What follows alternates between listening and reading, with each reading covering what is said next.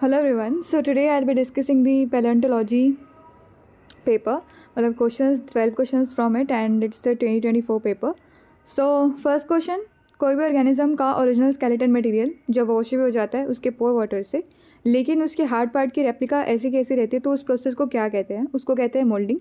Moulding में ही organism का hard part dissolve हो जाता है और फिर वो एक कैविटी एक मोल्ड छोड़ जाता है, और जब मोल्ड लेटर फिल हो जाता है तो उसको कास्ट कहते हैं. परमिनराइजेशन एक मॉलिक्यूल टू मॉलिक्यूल रिप्लेसमेंट होती है and it mineral fills the pore spaces of bones and shells and they retain the internal detail of the fossil, so there is nothing new or wiped out or something. Now replacement process. So in replacement, also known as petrification, the original hard part of the organism, it is completely replaced by the minerals. Recrystallization. So crystalline structure of original material alters into a more stable form. Now branching diagram. So we have but so there is a in a branching diagram relationship कहता है कि temporal dimension मतलब time से कोई relationship नहीं है. Points where branches join are termed as, so if you use a common sense, so node is something that points where two branches are joined, so it's a normal term for that. But explaining other things as well, clade क्या होता है? Clade एक ऐसा group of species होता है जो सब एक कॉमन एंसेस्टर बताते हैं, जैसे कि हम मैमल्स हो गए, रेप्टाइल्स हो गए, so they all have one common ancestor. Okay, sister clade क्या होता है? दो ऐसे क्लेड जो कि एक दूसरे के क्लोजेस्ट रिलेटिव है. अब जैसे Australopithecus afarensis, Australopithecus anamensis, they are very closest relative of each other. Now nodes जहाँ पे दो पॉइंट्स जहाँ पे ब्रांचेस डाइवर्ज करती है and they signify a common ancestor and they show the most recent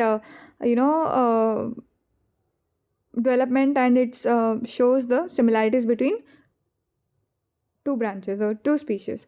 Linear sequence बस एक sequence of species होता है throughout time and it is not used for describing the branching points. Dentation and bivalves is very important. हमेशा कुछ ना कुछ पूछ लेते हैं, so keep revising it. Now बोल रहे हैं कि सब इक्वल टीथ हैं, सब पैरेलल अरेंजमेंट में रहे हैं, तो क्या होंगे? टेक्सरोड बहुत स्मॉल सब इक्वल टीथ्स होते हैं, they are all arranged in row parallels to hinge lines and they are found in primitive bivalves like Arca. Actinodont are a rare type dentation type and it is not arranged in parallel patterns, so it is seen in some fossil species. Now heterodont are the different type and it includes the cardinal and lateral for logging shells. Cardinal is something that is present just beneath the umbo, and desmodont is the reduced or specialized hinge teeth and found in burrowing bivalves like Mytilus. Now Turritella. So especially Turritella पूछा है कि क्या है क्या नहीं है, सो कुछ तो खास होगा इसमें, तो इसकी age and everything. So about Turritella. So Turritella, तो टूरिटेला के ऊपर उन्होंने स्पेशली पूरा अच्छे से क्वेश्चन पूछा हुआ है. सो ये एक मरीन गैस्ट्रोपोड्स होते हैं, ठीक है. इनके distinct elongated spiral shaped shell होते हैं and they are the fossil record that is present from Cretaceous till today, ठीक है. सो टूरिटेला जो है, I've already told you about it. These are present in shallow marine environment such as sandy or muddy substrate and they prefer warm to temperate waters. What is the another feature that is interesting about it is कि they are suspension feeders, filtering planktons and organic particles from the water and using their ciliated gills. They are not carnivores like other gastropods and they make the Turritella beds. They are very good index fossils. Okay. Now adaptability. So हमें पता लगता है कि अगर कोई चीज़ Cretaceous से अब तक सर्वाइव करी है तो उसकी अडेप्टेबिलिटी तो है, तो काफ़ी अच्छी होगी ही. And this are found world wide and wide distribution and ecological success and they are often confuse with Turritellopsis. So it's another genus with similar high spiral shells, but Turritella is larger and more robust and its feature is a suspension feeder. So significantly gastropod genus with long evolutionary history and its fossil essential for dating sedimentary rocks and reconstructing the ancient marine environments, an example of evolutionary success, showcasing how a simple, efficient design can persist across millions of years. Okay, now starting with the now another question, 78 question. Primitive eyes and trilobite, very hot topic. Trilobites की आंखों के ऊपर बहुत कुछ पूछा जाता है. So most primitive eyes पूछ रहे हैं कि इनमें से कौन सी है, ठीक है. So holocrol, schizocrol, abathocrol and hypostoma. So hypostoma is something that is different. So what is this? It's not an eye type but a structure beneath the head aiding in feeding. About the holocrol eye, so there are numerous tiny lenses packed together in a single cover and it's primitive but effective. Now Advanced eyes with fewer larger lenses found in later trilobite species, Abathiocoral, rare and less developed than the Schizocrol. So about the trilobites eyes.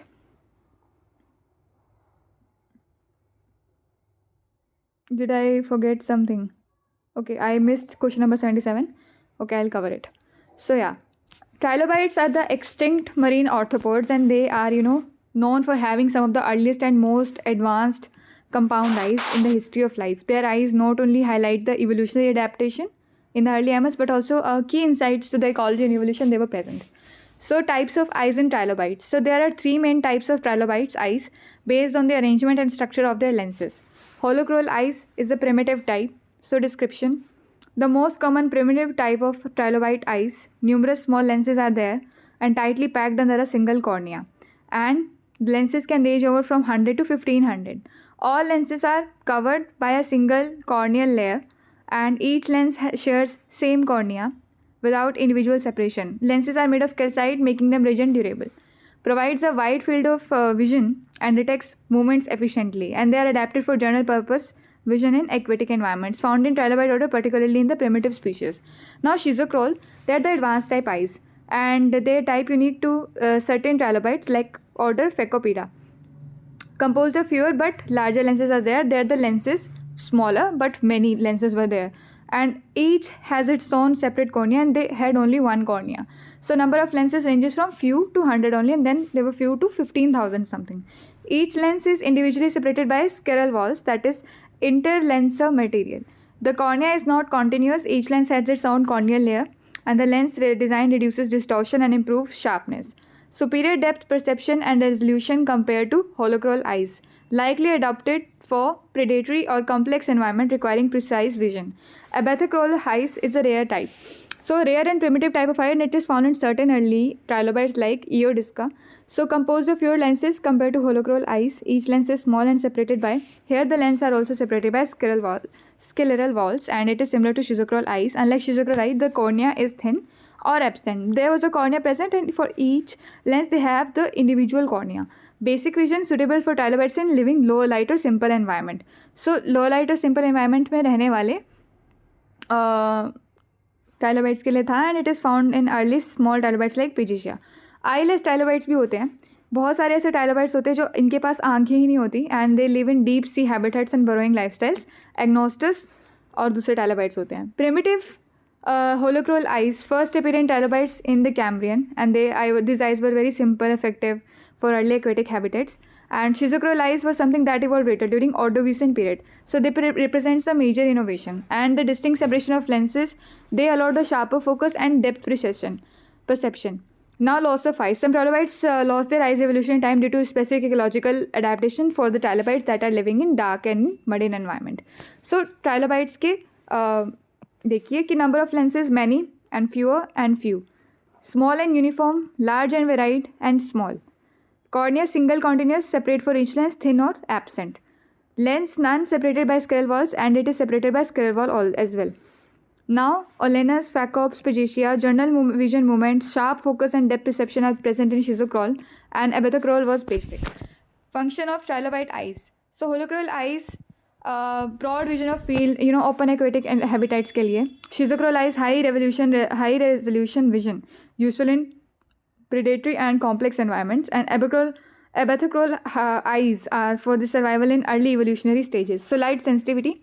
Trilobites likely use their calcite lenses to polarize light. So they help them underwater environments, where the light was scattered or dim. Calcite lenses. So trilobites' eyes were unique because they were made of calcite, a mineral rather than a soft biological tissue. They made their eyes fossilize well. So providing detailed records for the paleontologist, हमारे लिए भी बहुत अच्छी चीज़ है ये. Polarized vision. Calcite lens in some trilobites could polarize light, potentially giving them an advance in detecting prey or predator in murky waters. Trilobites with holochrol eyes appeared in Cambrian period and persisted until their extinction till Permian. So okay, a very very good topic it is. Now coming to the 77 question, ये रह रहा था हमारा. सो gastropod larvae को क्या कहा जाता है? जब भी कोई भी हमारे ऑर्गेनिज्म होते हैं, they are from the egg to the adult, there are many stages in its growth. So larvae is one of them. So gastropod larvae को क्या कहा जाता है, सवाल ये है. So gastropod development, gastropods begin their life as eggs, ठीक है, and they are laid in masses or in capsules, and they are also attached to the substrates like rock and plants. Gastropods, like other mollusks, they have distinct larval stage before they develop into adults. Trochophore is a primitive larval stage. Vaginal is a more advanced larval stage specific to mollusks like gastropods and bivalves. So Trochophore larvae, the Trochophore larvae is the first larval stage in mollusk and annelid segmented worms, and structures is spherical or pear shaped. Okay, now the and it has a bands of cilia like prototoc. Okay, and it is used for locomotion and feeding. Trochophore swims freely and feeds on plankton, and the stage is common in mollusk, but it is not unique to gastropoda. Now, Veliger larvae is specialized larval stage in gastropods and bivalves, and it develops from the Trochophorus stage. It is ciliated, lobed structure used for swimming and feeding. During this stage, larva begins to develop its shell and foot. Swimming. The velum helps the larva move through the water column. The velum collects food particle. Development. The veliger eventually settles and undergoes metamorphosis into adult form. This stage is crucial because it represents a transition from a free swimming larva to sedentary mobile adult. Okay, now key features of larval stage: planktonic lifestyle. Both Trochophore larvae are planktonic, means they float and swim in this water. This allows the wide dispersal of the species. After the veliger stage, the larvae undergo metamorphosis to develop adult characteristics such as fully formed shell, muscular foot, and radula, that is feeding organ. And the larval stages are adapted to aquatic environments and help gastropods colonize new habitats. Velum specialized structures in the veliger larva, and it is not a separate larval stage, and it consists of cilia covered lobes for swimming and feeding. Ostridium is a sensory organ in adult gastropod, and it is used to detect water quality and chemical signals. Larval stage across mollusks. So while Trochophore veliger larvae are common in gastropods, some mollusks like cephalopods, squids, and octopus, they bypass this stage and they just directly develop into juveniles only. Okay, now question number 79. So brachiopods are divided based on what? So two dissimilar but equally evolved, it is not the criteria. Presence and absence of hinge structure, that is correct. Articulate brachiopods, they have hinges, inarticulate do not. So brachiopods are divided into articulate and inarticulate on the basis of hinge structure. Pedicle valve नहीं है तो उसमें मतलब that is not something for to divide. And presence and absence of brachial valve, all the brachiopods are brachial valve. Now horse evolution, very important, already mentioned in your syllabus. So we know that Equus is the youngest one. Okay, so Mesohippus, Parahippus, Pliohippus and Equus is the correct evolutionary order. So ये तो Equus तो पहले गलत हो गया है ना, यहाँ पे मतलब ये तो पहले नहीं आएगा ना, यहाँ से स्टार्ट नहीं होगा. And yeah, that would be correct. Now also इनके एजेस के बारे में भी आपको पता होना चाहिए कि कौन पहले कब क्या, मतलब ईओसिन ओलिगोसिन क्या. Piom Paha. If I see this, so Mesohippus belongs to Eocene, Parahippus belongs to Oligocene, and Pliohippus is something that belongs to, I guess it belongs to Pliocene only. Yeah, Pliohippus belongs to Pliocene only. Yeah. Okay. Now coming to the human evolution. Homo erectus evolved during what? Homo erectus को जावा man भी कहते, मतलब होमो erectus से आपके जावा भी कहते, जावा man भी नहीं कहते थे, और साथ में एक और इनका नाम था, I am not able to recall. But अब इनकी इवोल्यूशनरी स्टेजेस की कब क्या आए क्या नहीं, वो भी बहुत इंपॉर्टेंट है. जीटीएस के साथ रिलेट करके बहुत पूछते हैं, तो मैं वैसे ही आपको बता देती हूँ, टॉपिक रिवाइज हो जाएगा. So human evolution.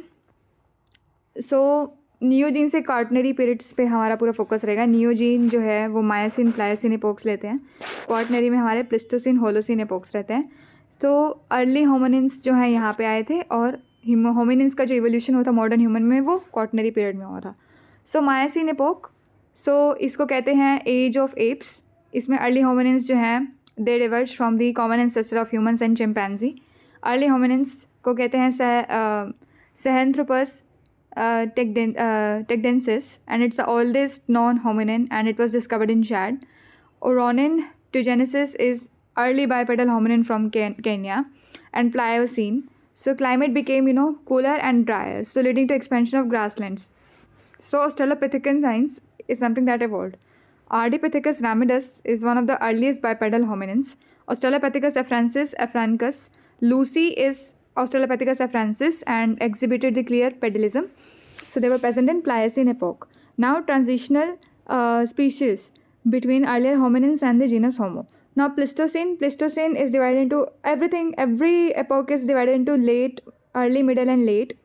So early Pleistocene में we have Homo habilis and Homo erectus. So the first member of genus known as handyman for using simple tooth, Homo erectus, is something that pioneered migration out of Africa and Europe, and they developed the Herculean tools. And now middle Pleistocene is something that, alternating cold glaciers and warm interglacial periods. So Homo heidelbergensis. So likely ancestor of Homo sapiens and Neanderthals, and they were first to use the hunting strategies. Homo neanderthals, they were adapted to cold climates of Europe, and they have this burial practices, and they use the Mostrian tools. Now late Pleistocene's ice age, global warming lead to habitat change. Homo sapiens are there in the late Pleistocene. They emerged in Africa and later migrated globally. So they advanced the tool, art, culture, etc. They coexisted with Homo neanderthals and it possibly interbred. Now Holocene epoch. So stable climate allowed for the development of agriculture, settlements and civilization. Okay, that is not required. So giving you the whole table. Miocene में तो हमारे Sahelanthropus, मतलब basically earliest bipedal traits or close to chimpanzee human split was there. In Pliocene we have Australopithecus, Ardipithecus ramidus, Australopithecus afrensis. So bipedalism became established and use of tool was there. Homo habilis, Homo erectus. Tool use fire migration out of Africa. Homo heidelbergensis, Neanderthals, they have this hunting complexes and social structures were there. Homo sapiens and Homo sapiens sapiens होता है, वो मैंने आपको बता दिया है. Now, so Homo erectus was something that was there in. Okay, so Homo erectus was there in early Pleistocene और Pleistocene. सो आपको ये याद रहेगा, क्योंकि अब ये भी पूछ सकते हैं कि अर्ली लेट मिडल, तो वो भी क्लियर होना चाहिए. Now microfossils that intensified south west that indicating intensified south west monsoon in now microfossils indicating intensified southwest monsoon. So it was given by the Globigerina bulloides. So they are found in region with strong upwelling due to monsoon winds, making it good indicator. Ruber is indicative of stable warm condition, not monsoon and upwelling. Menardi is found in tropical ocean and it is less connected to the monsoonal dynamics. Seculifer is not linked to upwelling or monsoon strength. So about them, you should know each detail about these four that was already mentioned in the paper. इनसे ही अगली बार question आने के chances हैं. Now coming to the carapace. So carapace जो है वो किससे belong करता है? That belongs to ostracod only, and its small crustaceans are there and they have bivalve like carapace. And Radiolera are the protozoa, marine protozoa with siliceous skeleton, and diatoms are microscopic algae and they have this silica cell walls. Conodonts are extinct vertebrates and they have this tooth-like elements in it. Now fossils used in paleobiogeographic studies during Carboniferous and Permian periods. So this question was something in which the answer of UPSC was not given, so I would skip it. Now with this I would like to end my video. That would be enough. So yeah, thank you so much.